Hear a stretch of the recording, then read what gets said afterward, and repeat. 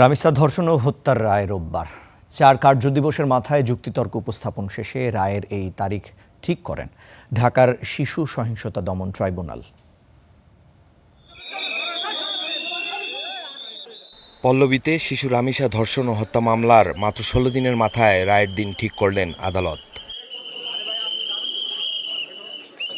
এর আগে ঢাকার শিশু সহিংসতা দমন ট্রাইব্যুনালে চূড়ান্ত যুক্তিতর্ক উপস্থাপন করেন রাষ্ট্রপক্ষ ও আসামিপক্ষের আইনজীবী।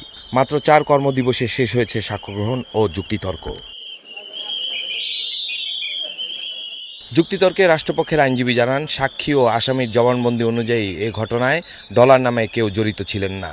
কারাবাসের সময় কয়েদিদের পরামর্শে নামটি সামনে এনে বাঁচার চেষ্টা করেন সোহেল। উনি ঘটনার সময় নেশাগ্রস্ত ছিলেন। আমরা চ্যালেঞ্জ করেছি যে এন্টায়ার এভিডেন্স অফ আইও মানে PW16 তার কোথাও নাই বা তার জবানবন্দিতে নাই, পরে উনি দেখাতে পারেননি। তার মানে প্রমাণিত হয় যে উনি ঘটনার সময় নেশাগ্রস্ত ছিলেন না। ধর্ষণ এবং হত্যাকাণ্ড ঘটিয়ে তার দেহ খণ্ড বিখণ্ড করে লাশ গুম করার জন্য যে কার্যক্রমগুলো করেছিলেন আসামিগণ, উইথ হাম্বল সাবমিশন আদালতের নিকট দুইজনেরই সিভিয়ার পানিশমেন্ট চেয়েছি আমরা। অন্যদিকে দায় মেনে নিয়ে আসামি পক্ষের আইনজীবীর দাবি, ঘটনার সময় মাদক নেওয়ার কারণে সুস্থ মস্তিষ্কে ছিল না আসামি। সে কারণে সোহেলের যাবজ্জীবন কারাদণ্ডের আবেদন তার। আর মরদেহ গুমের সহায়তায় স্বপ্নাকে দিতে বলেন ৭ বছরের কারাদণ্ড।